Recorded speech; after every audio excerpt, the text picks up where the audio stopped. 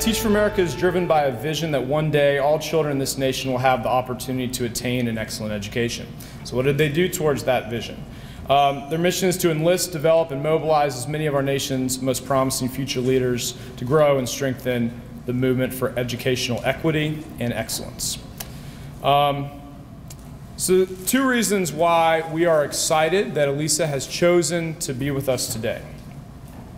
First, she's a recognized leader in the education field with an interesting, important, thoughtful perspective. The second, she's an engaging, smart, and thoughtful leader with insight into the types of opportunities and challenges we all face leading efforts across the country. As all of us have to invest people in a mission, encourage innovation or different approaches, things that are slightly different than folks have typically done, respond to criticism, and continually push for excellence. It's my great privilege to invite Elisa Villanueva Beard to the stage.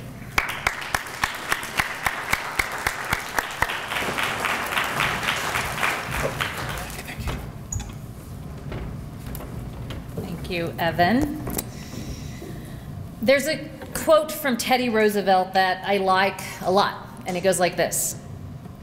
It's not the critic who counts, not the man who points out how the strong man stumbles or where the doer of deeds could have done them better. The credit belongs to the man who is actually in the arena, whose face is marred by dust and sweat and blood, who strives valiantly, who errs, who comes short again and again, because there is no effort without error or shortcoming. If he fails, at least he fails while daring greatly. At Teach for America, we fight for educational equity and excellence. We are not perfect, we are not finished, but we are in the arena every single day. We fight because students growing up in low-income communities and our lowest income communities in this country are half as likely to graduate from high school and 1/10 as likely to graduate from college as students in the highest income communities in our nation.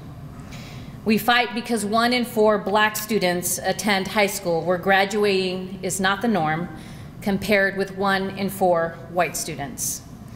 We fight because less than 22% of 8th graders are proficient or above in math or reading in our country. At Teach for America, we are committed to changing this script. There are lessons that we've learned over the last 25 years that have transformed how I think about our work and how I think about the future. The first is that there really are no silver bullets to this work. There is not one solution that is going to get us to solve this problem. You will often hear about that one big idea that someone starts to tout that is the answer. I remember when technology was the rave, everyone was like, technology, that is the answer. We finally got it. It's going to transform everything. It's not to say technology is not an important tool for our schools, and today the hype around personalized learning and how this all plays out, I love personalized learning, but friends, this is not going to solve our problem.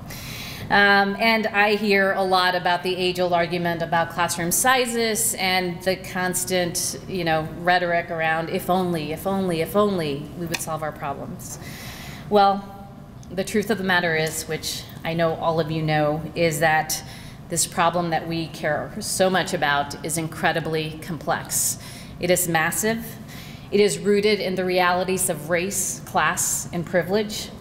The problem is not going to get solved by one person or one big idea. The problem is going to get solved when we realize that there are more questions to ask than answers to give. The effort is going to take many people working together and realizing that we need to scale what works, we need to leave space for innovation, and we need to constantly figure out how to find the common ground in the work that we do. And most importantly, we need to ensure that it is our communities that are driving the change. The second lesson that I have learned is that this problem is actually solvable. Now, 15 years ago, I could have been invited to come talk to you all here, and the topic could have been, is it really possible for kids growing up in low-income communities, kids of color, to perform at an absolute level as their more affluent peers, their more privileged peers? Do we really believe this is possible? And I would have given it my best shot, but I would have had a challenge in actually proving it to you. I would have told you about my story. I would have told you that my mom came to the United States from Mexico at 17 years old with an 8th grade education. I would have told you that my dad's family is also from Mexico, and I would have told you, and I'm here. And many would have said, oh, it's because you had supportive parents and families. You're an exception. And then I would have tried to convince you we can look at Stand and Deliver and Jaime Escalante and the kids in Southeast Los Angeles who are doing extraordinary work in math, and they are defying all the odds. And we would have had the conversation, people would have said, oh, it's because that teacher, he's exceptional. You can't scale that. And we would have had this conversation, and I would not have been able to shut down the conversation and moved us to the how we get there, because we still would have been debating whether it is possible or not. The good news, as friends, is that this debate is over. Today we can point to hundreds of schools in America, hundreds, that are putting children on a fundamentally different track, and no one can deny it. It is happening in the rural context, it is happening in urban context, and that is just the truth. We see whole systems moving and making incredible progress in our country today, and nobody can take away the truth that we see today. This is good news. I think about a system like Washington, D.C. 15 years ago, someone could have asked all of us in this room, what do you all think are the most troubled, most entrenched, most just toughest systems that we just really are losing hope around, that there's no way to make progress? And Washington, D.C. would have been amongst the top 3 on that list, because parents and students were fleeing from that system as fast as they possibly could get the resources to do so. There was just no progress being made despite the various interventions that folks had been attempting to make. And there was literally not one transformational school that people could point to that they wanted to send their kids to. Well, today, according to NAEP, which is the National Assessment of Educational Progress and what we call the nation's report card when it comes to education, Washington, D.C. is the fastest improving system in our country. They're not excellent yet, but they are making gains that we have not seen, are unprecedented academically in the last 2 years. And just last week, I was reading how the class of 2015 increased their graduation rates by 6 points, which is pretty remarkable because they had been on a steady path of incremental progress or no progress at all over the years.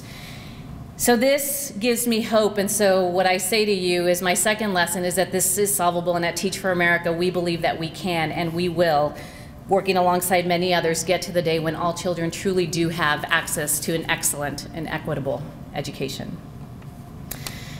The third lesson that I have learned is that leadership and talent just deeply matters.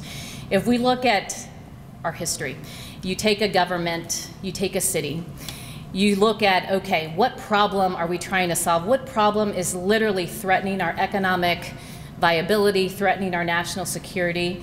And what is one of the first questions you ask? Who are you putting on the case? Who is the person that is creative and bold and has diverse thinking and is going to lead us to that unseen vision that we know we've got to get to if we are going to thrive and prosper? And it is why we go after the top talent when it comes to medicine, consulting, finance, and law. Well, at Teach for America, every year we go after the best talent that this country has to offer, and we convince folks to join us and take on the biggest leadership role they'll ever have, which is to teach in rural and urban communities, because we believe there is no better way to accelerate your impact, your leadership, and make a difference in the lives of kids and yourself, have a difference be made as you reflect on your own leadership. So we believe that in our approach that we need to attract people who are going to ultimately stay in education, but also leave education. And we believe that because we believe this is a systemic issue. We believe that folks need to be grounded, committed, bold leaders as they think about the systems that we need to tackle both inside and outside of education.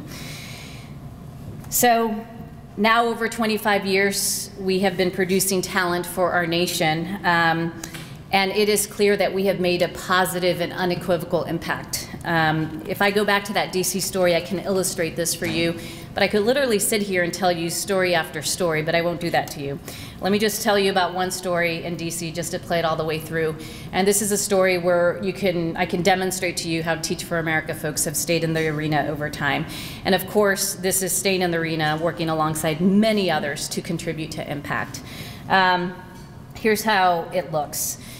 So over the last 10 years in Washington, D.C., the Chancellor of Schools has been a Teach for America alum, and the current Chancellor of Schools is a TFA alum, Kaya Henderson.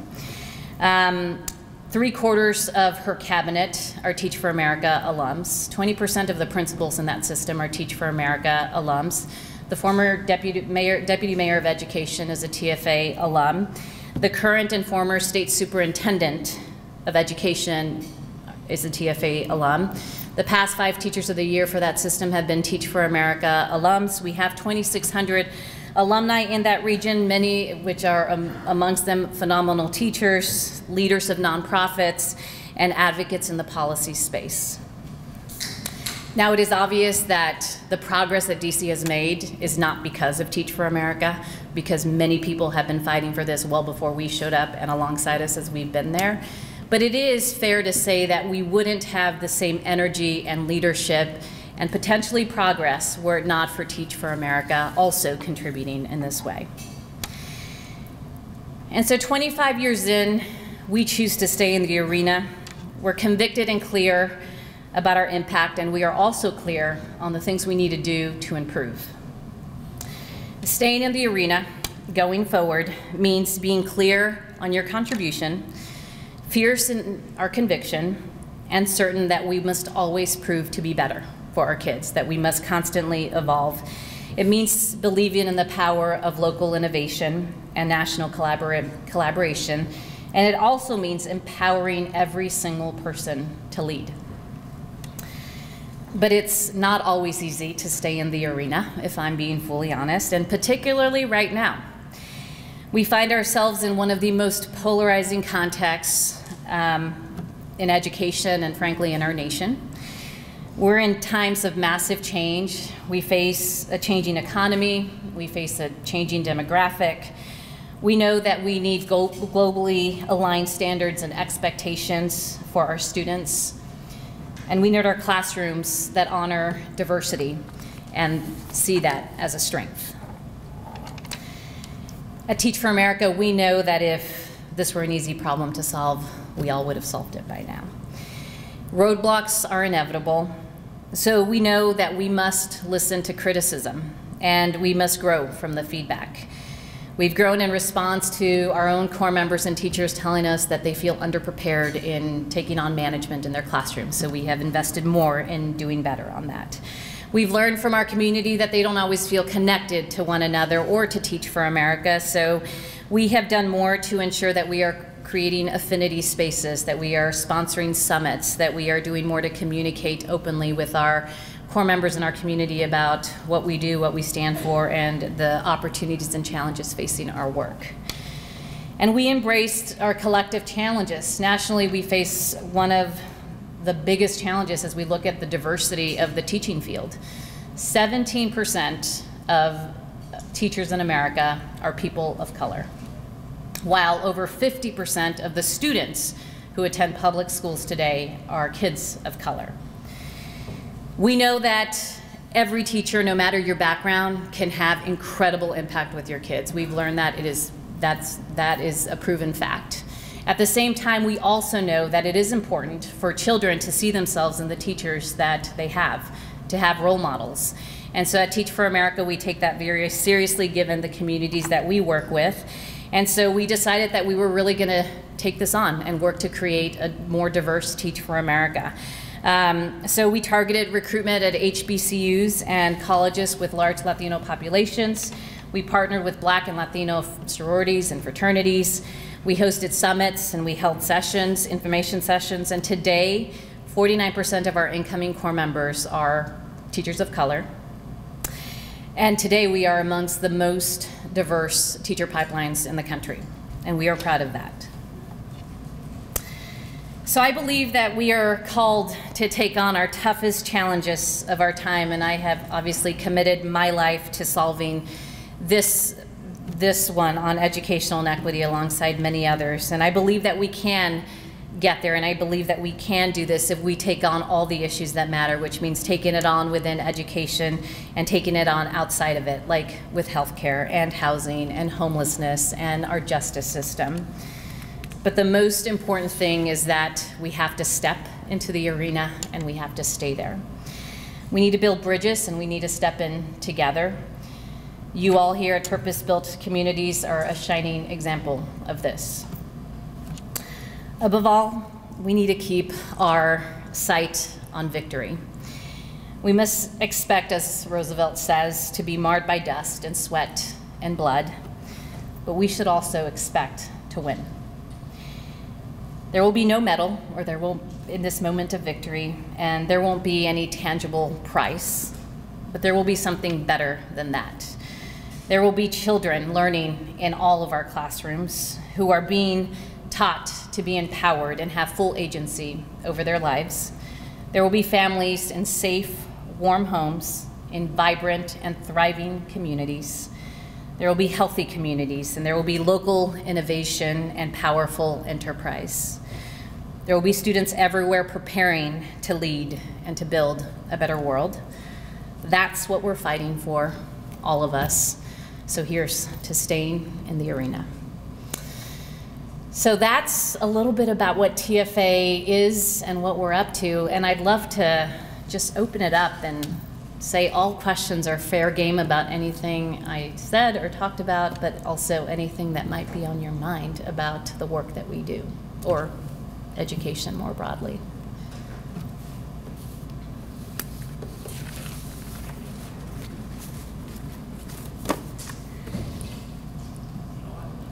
Sorry, there's a mic right there, yes. Good afternoon. Hi. Is there a need for more men to be in teaching versus men of color? Men of color, yes. Oh, sorry, what's your name? And James Rogers, I'm from Norfolk, Virginia. got it. Well, today in America, 2% of the teaching force are African American and 2% are Latino. So I would say that this is a massive, massive need. We actually just launched a partnership with the Alpha fraternity, where they have committed in all colleges across the country. They are going to be speaking to their members about Teach for America, and we are working alongside the Urban League and many other organizations who are focused on this issue. And so I would say absolutely, and we need to do more to make this attractive for all people, and especially where we see the biggest gaps, which would include our men of color.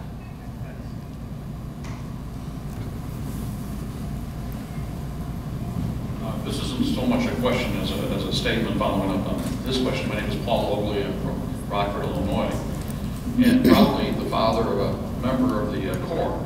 Oh, really? What year? My son graduated from Illinois in 2009 and spent 2 years with Teach for America at a school in St. Louis. Got it.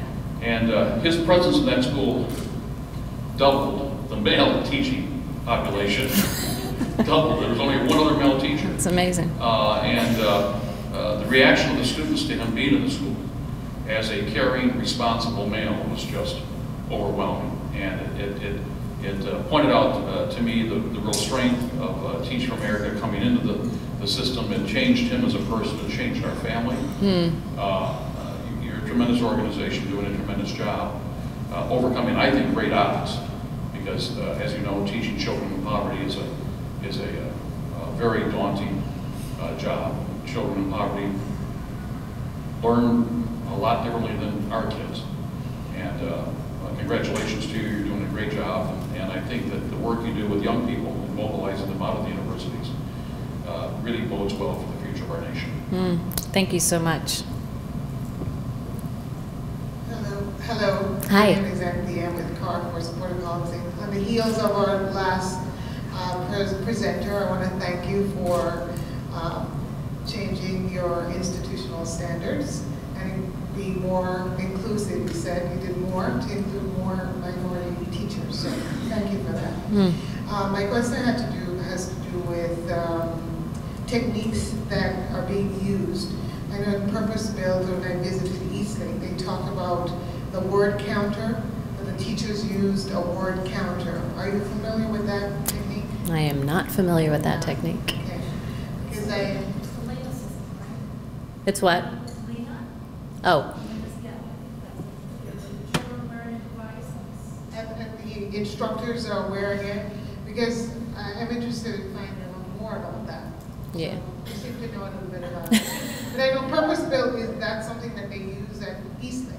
Yeah. So I wondered if that was a technique that was being used. Yeah, well, I'm definitely not the right person to ask that question to, but what I will say in terms of how we approach our own training and support, we have a teaching as leadership model, and we orient our teachers to do the things that great leaders do. So, you know, you set big goals, you use data, you reflect, you figure out how to build alliances and invest many people. That starts obviously with your children that you teach and their families and your colleagues, to ensure that you're able to really have a great vision for your classroom, and think about how to mobilizing everyone to do that. And so we organize ourselves to teach our folks, you know, the big principles of that nature. And then of course we have content specific work that we do with our teachers, and then rely on various teachers experts to teach the various techniques that you are talking about. Nationally, we tend not to adopt a certain program, a certain model, because what we find is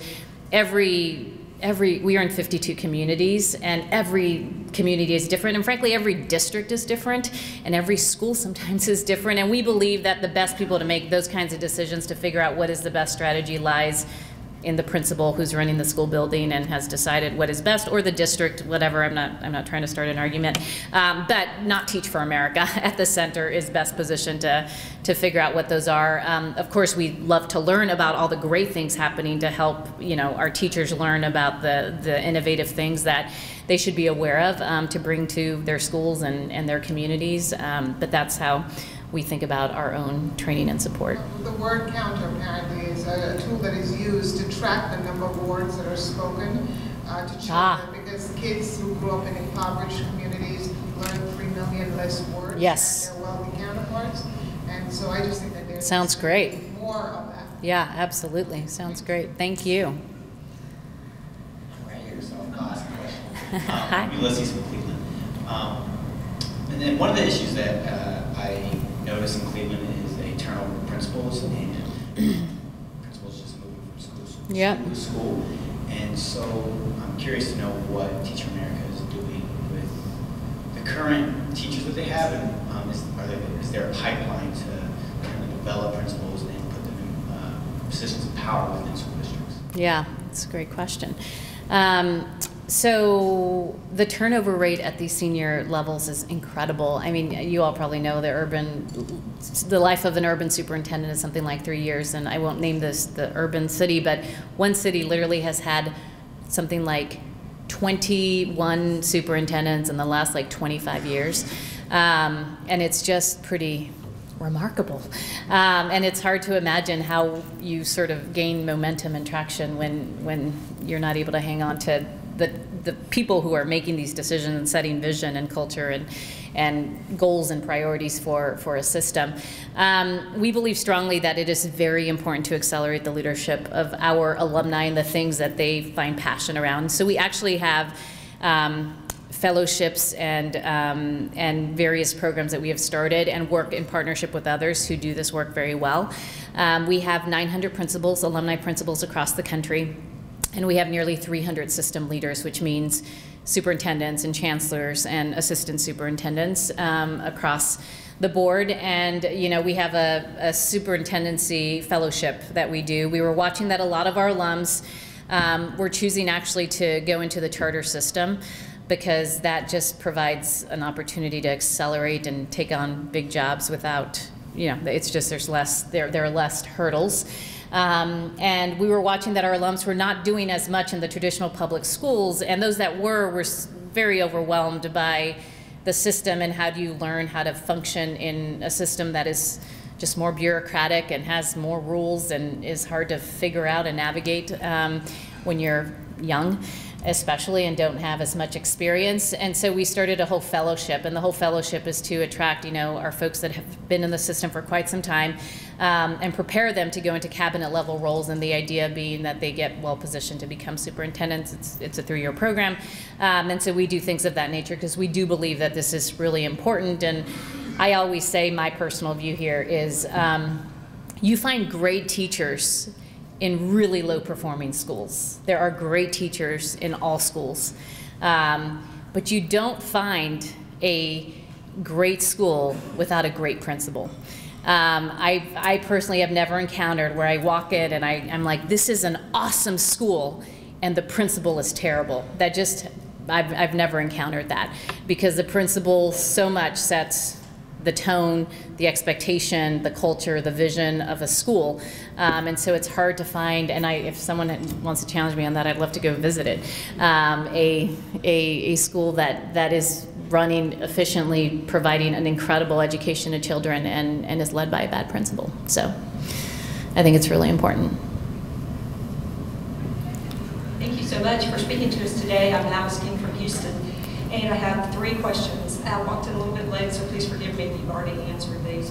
What criteria do you all use to figure out which schools you will go into? And do you make, is it personnel-based, or is it, do you decide to stay for a couple of years? And then my 3rd question is, are you finding the climate more easier or more difficult to find your new folks? I know you talked about increasing the diversity of your people, but I'm just wondering if the kids coming out today are as eager, and I'm looking for optimism.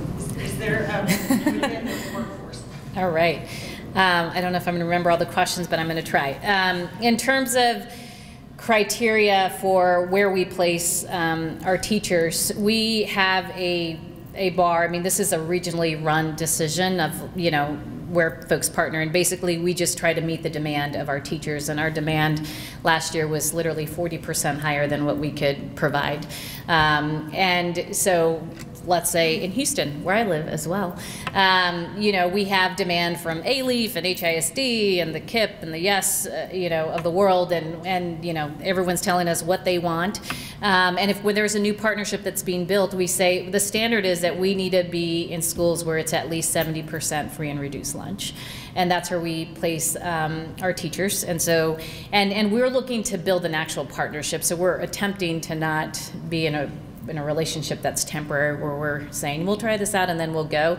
But as we are challenged with, you know, our supply, which is, you know, there's more demand than supply at the moment, we are trying to figure out how do we increase sort of our expectations of the partnerships that we want. Like, how do we really ensure that our teachers are getting supported, even in the context that they are in, because we just find that that's really important for folks to want to stick with it and have a good experience that keeps them on fire to fight for and stay in this over time. And so there are things like that that we consider.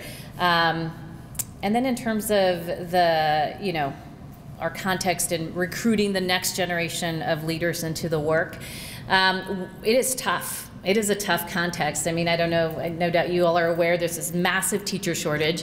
Schools of ed are massively struggling. All really service organizations are going through their own struggle and figuring out how do you attract, you know, this generation of folks to take a leap with you on this. And so we've been doing a lot of study at TFA around our just millennial generation, which by the way is at the tail end of the generation, so it's not, this isn't new, but as the economy recovers, that just means that you know, these challenges emerge because suddenly people have more options, and so they're more discerning of the choices that they can make. This is a generation that is very social justice oriented. They are a group that deeply cares about equity, and they want to be part of the change, and that's inspiring and that is hopeful. At TFA, what we are learning is that we got to figure out how to meet folks halfway. So we've been in this for 25 years. How you recruit folks in this context turns out is pretty different than what we were even doing 5 years ago when the economy was not in the best was not thriving. I'm happy it's thriving today, but it just means we have to also change our strategies. We need to get to people much earlier because they are making decisions in their sophomore year. I met a freshman the other day at Northwestern University who's like, it was like a week into school and he knew exactly what he was majoring and exactly what he was going to do. And I'm like, so why are you here? And he's just like, I've heard some interesting things about TFA, so I want to know. So I'm so glad he came because we need to get him his freshman year in order to have a shot at getting him to consider doing something like Teach for America, because he was an engineering major and he was very clear on his path forward. This is a generation that watched their parents struggle in the recession.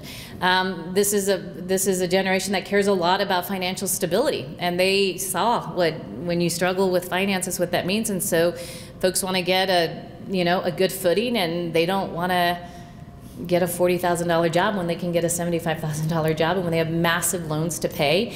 And this stuff really matters. And I think as we just consider the policies of the teaching profession, I mean, at TFA we're working to be as innovative as possible and to start new programs, and we've got to meet these folks halfway. But I think it does really, land the question of the broader policy and just teaching force, and how do you attract young people, especially in the context that we're in, to decide to do this. It's a massive leap. They have lots of pressure from their parents. I mean, our college seniors have always had tons of pressure from their parents, but it seems just more acute now than ever, and we're figuring out how to meet them halfway in that. Hi, thanks for being here. I'm in 2004 corporate alum in Eastern North Carolina. Hey. So, clearly they invest people in a mission that goes well beyond their 2 years of service. Yes. I'm still in the field, but my question again, this is a conference on kind of comprehensive kind of neighborhood or even broader community level change. You get a chance to travel the country to all these different sites, big, small, rural, urban. I'm curious if you've come across any really inspiring and effective examples just in your time doing that, where you're really seeing a neighborhood or a community come around schools and teachers and students to really accelerate the pace of change. Yeah, I mean, I do really think that there are lots of examples where, like, you see pockets of this starting to happen. I do think that, one of the learnings for Teach for America is we're just very focused on this question now that you just asked. We bring our folks in or the commitment on the front end is at least 2 years, and I always say it's sort of just a way to get them in. So once we get our core members in, 85% of them had no intent of going into education that join us, truly. Like, this is just not the pathway that they're on. And they say, if it weren't for TFA, there's no way I would have gone into education. They come into education, and then 85% of our alums, which are now 42,000 strong, have either remained in education or have chosen a career in a low-income community, which I think is really powerful and just speaks to the truth that once our folks get in the system, they get to meet children, you fall in love with real human beings who you realize deserve everything that you've ever had and actually have the potential to do it all. You just can't turn away from that, and you find your passion and you figure out how you contribute, and that's our goal, is to then fuel your fire. Like, what are you passionate about? You want to be a journalist? There's a way to still be mission-oriented and fighting for kids as a journalist, as a doctor, as a teacher, etc. But one of the big lessons that we've learned as one of our big priorities is how to, we have been viewed in the past as like a transient population, a culture tourists, if you will. Like, you come in, you're there for 2 years, and then you leave. And I just think it's one of the biggest misconceptions of Teach for America, but we haven't always done a good job of demonstrating our partnership with others. So our folks obviously are not cultural tourists because 85% of them remain in education. And I personally, I taught six-year-olds 17 years ago, and I'm still in touch with my kids. And one kid just turned 23 2 weeks ago. And so I just say our folks are all in, and they're all in when they meet their children, and you become part of a village of children as they go on and need supports throughout their lives. But what we didn't always do was ensure that we were partnering with others to create the sort of change in community that we have just learned is so important. I feel like we're focused on, you know, and as you're a startup and you're scaling really fast, it's hard to do it all. But we were trying to get our scale and, you know, and stay and do quality at the same time that you're doing scale, which is really hard to do. And now we have, in the polarized context that we live in, you know, it's always an and. We got to do this, and we got to do this, and we've got to do it in partnership with many others. And for at least the reform community, I think this is not something we've gotten good at yet. And so a lot of folks are teaching us about how to be good partners and how to ensure that we bring our strengths to bear in helping others improve, and others have a lot to offer us as we work to improve. And so there are lots of great examples and pockets of this kind of great community work happening. And I hope that in 5 years I can stand here and say of all the innovative things that our TFA alums are contributing to help create that kind of community and change across the country. Hi, my name is Randall Gilbert. I'm from Nashville, and it's a pleasure to hear you speak today. I was just curious,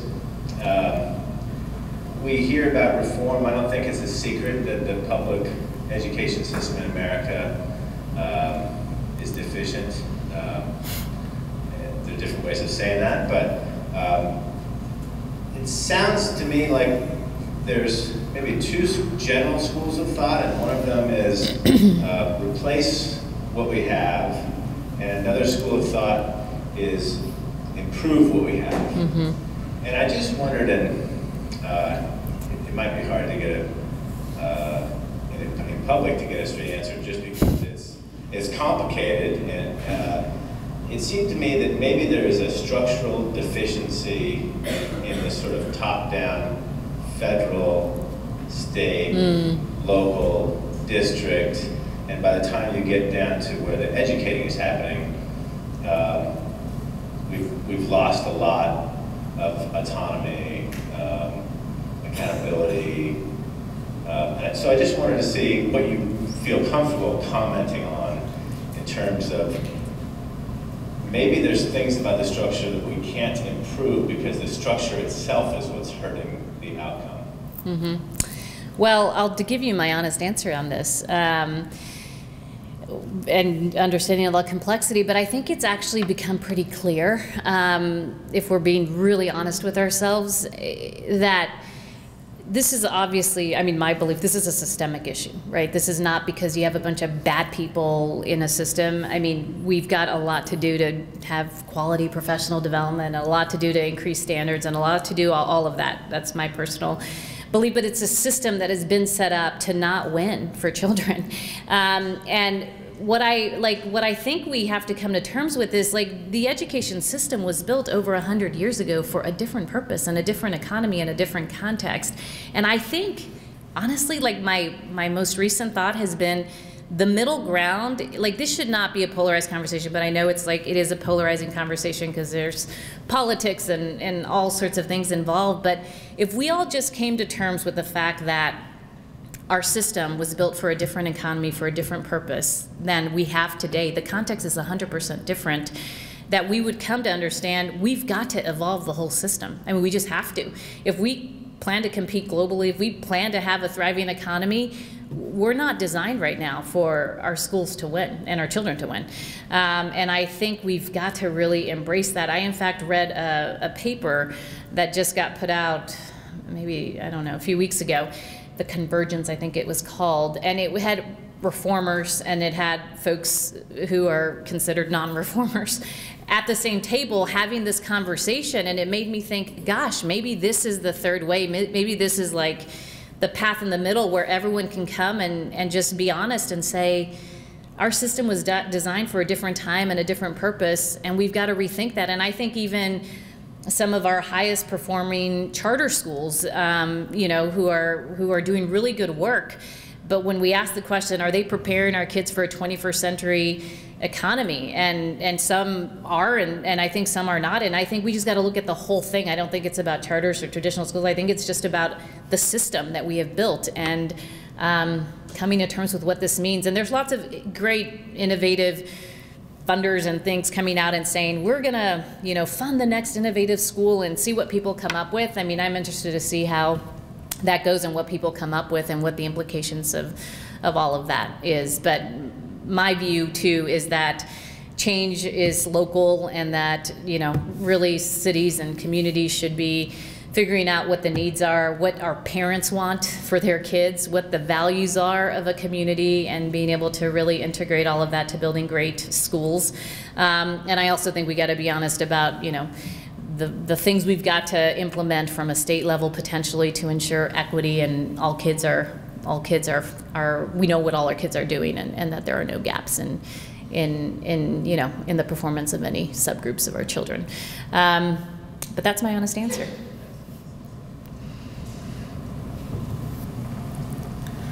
Hi, I'm Joe Klein from Rochester, New York. For 35 years, I owned and ran a high-performance manufacturing firm. The last 10 years, I've recruited high-performing charter schools to Rochester, including our county. In my role as a business owner, I saw a lot of small business owners. They seem to be exactly the same as the high-performance principals that I've met. And yet the high-performing business owners, there's an extreme negative correlation with academic performance. And so I saw a couple of kids get into TFA, high-performing students who will never be leaders. Saw a resume that screamed leadership, screamed being a great teacher and leader. Indeed, she's now leading 6 charter schools. Mm-hmm. Not get in. So I asked a few recruiters a few years ago for TFA.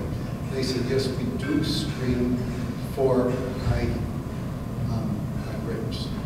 Do we screen for what? High, you know, pretty solid academic. Oh, mm-hmm. Are you still doing that? And in so doing, are you screening out a lot of great potential principals? Because a lot of principals, the sort of ADD that helps you be a great principal, because you've got 8 million things, does not necessarily lend itself to a good student. So are you still screening for academics, and in so doing, are you screening out a lot of great potential principals? So we have a selection model that we have refined and studied for now 25 years. And we have what we've learned over time is that past achievement is an indicator of success. So we measure achievement in various ways. So one could be academics, but that's not the only way we measure academics. It could also mean leading organizations on, you know, your college campus, or if you're a young professional, just demonstrated leadership, starting something, leading something, volunteering, and you know, mobilizing folks around a vision. Putting yourself through school, in fact, is a form of incredible leadership. And so yes, we do look at academics, but not just solely academics. And in fact, if you have a 4.0 at Princeton, you may or may not get into Teach for America, because we look at other things as well. We have found that actually people persisting through major challenges is really important. We are not putting people in a context where it's going to be easy. We tell all of our recruits, this is the hardest thing you'll ever do. I can't really describe to you how hard it's going to be. And in fact, once you get into TFA and come back, you're going to say, I cannot believe how hard how hard this is, and you didn't even tell me. We can't describe to you how difficult this is. It's emotionally challenging. You're, in a context where you're not always familiar. And so we look at past persistence. We want to know that you've actually gone through challenges, either personally or in your academics, that you have overcome, and we are confident that you are going to persist through major challenges. We're also looking for people who have an orientation of seeing our communities as an asset. We care how people think about our kids, and if you go in and you say that you think our kids are thugs, you will not get into Teach for America. And we explore mindsets of just what is the orientation of how you see our kids and communities, and want folks to have an asset-based view of our children, because that's the only way to be able to make real progress. Interestingly enough, we've learned that organization matters. Teachers have to be organized. They don't have to be like super type A all the way, extreme, but you have to be able to organize yourself, because there are so many things thrown at you, and people literally go underwater and can't find their way out when they do not know how to organize themselves. So to your question, are we screening out great principals? I don't know, because that's not what we're screening for. We're screening for teachers who we know have been successful in our context, teaching in the context in which we work, and we study our very best teachers and we refine our model.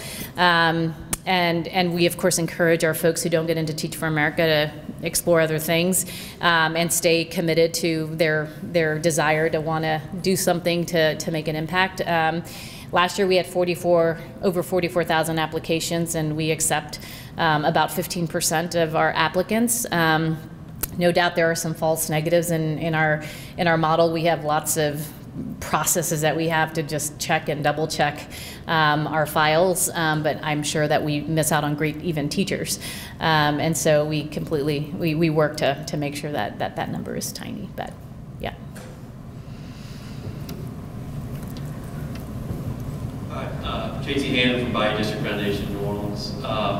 We are on the third anniversary of opening Educare New Orleans, our early childhood education center. One of our finest teachers is a TFA alum, and I was curious if TFA has given any thought to perhaps plugging teachers into the early ed side as you progress with K-8. Yeah. We have an entire ECE initiative, in fact. We think this is huge, this is massive. We've had this initiative now for probably 7 or 8 years. And we think it's so important to find quality, great educators to go into early childhood. There are some major systemic and policy issues on this front. We have been able to gain momentum in certain cities, even certain states, where they say, yes, I mean, bring us 50 ECE teachers and we will place them. And we dig into the next step and it's like, oh yeah, but they won't have health benefits, or yeah, they'll get paid about $20,000 less than the regular teacher at this elementary school, and that does not quite work. And so we've tried to get creative in figuring out how do we still have partnerships, because the need is so great and we believe it's a massive impact, but we find lots of barriers to actually delivering on that charge, and are working with various states and cities now to figure out how to have that breakthrough, and do place today in certain Head Start programs and other early childhood placements, but we could do so much more, and we could be so much bigger if we could figure out some of the policy barriers.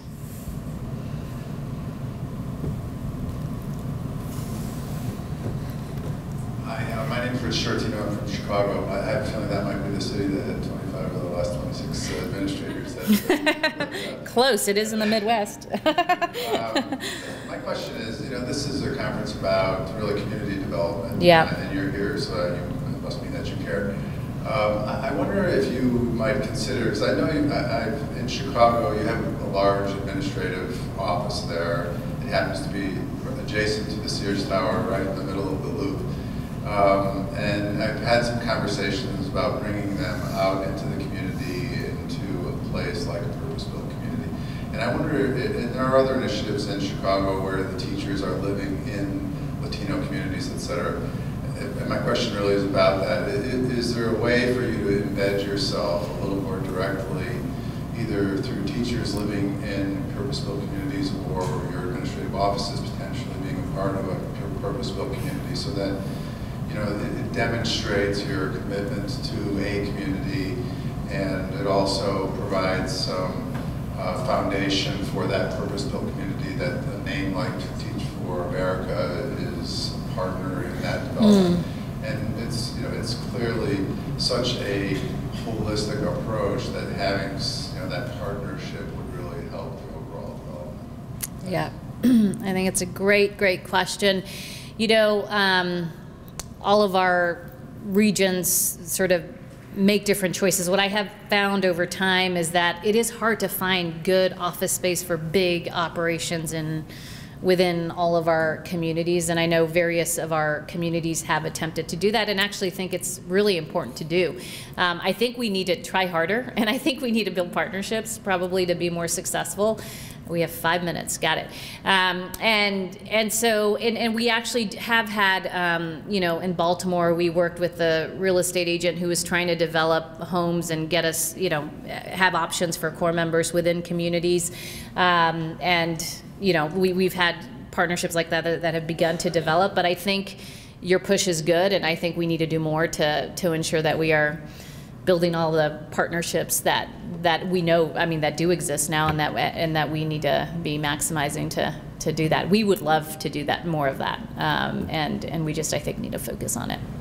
I appreciate the question. One more question. All right. There needs to be a better one than mine.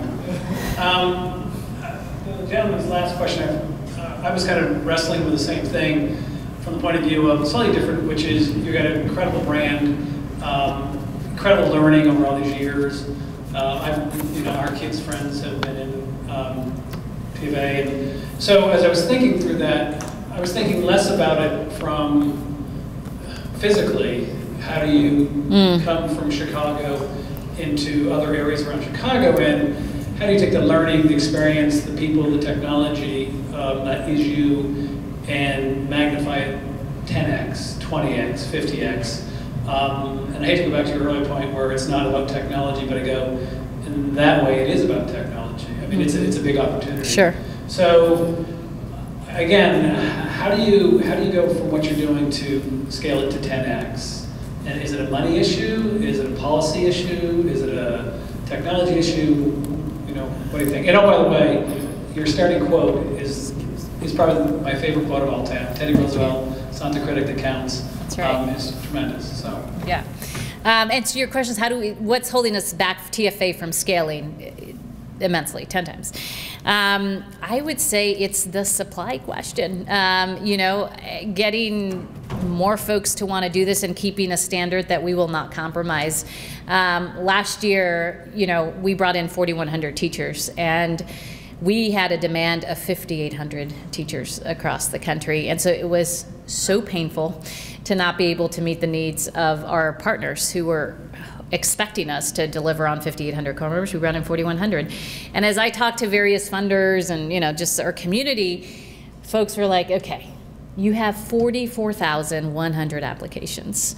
You really can't solve this problem and, like, get rid of the angst and the, you know, the budget stuff we have to deal with and everything you're going to have to undertake right now by just accepting even 500 more teachers. It would just, like, this conversation would just not become a conversation or as much as acute as it was. And we just said, there's no way. Like, we're just not going to compromise our standard. And we have been very clear about that. And so what I would say is, like, you know, if we could get 100,000 applicants to apply to TFA, we could provide a much larger force of leaders for our country. But that is not going to happen anytime soon. And so I would say that's our biggest issue. I mean, we have lots of support financially, lots of just great champions who are deep believers in the work that we do, which we're very grateful for. And most importantly, we have enlisted just incredible people who have become part of this effort as, you know, core members and then our alumni. And so every year we're pushing to see how far we can get. At the moment, we're really focused on not even growing. We're 25 years in. We've learned a lot, and we're focusing on how do we just institutionalize the work, become excellent and incredible at what we do, to then step back to figure out, you know, where we're going to go. And we have one of the biggest assets that is new to us, which is we have 42,000 alums. We didn't have that kind of scale even 5 years ago, and our alums are doing just incredible work. And so a lot of our attention and focus is going on ensuring that we're really galvanizing and accelerating the leadership of the folks who have done this and are on fire for children and this cause. Thanks you all for a great afternoon, and good luck to everybody.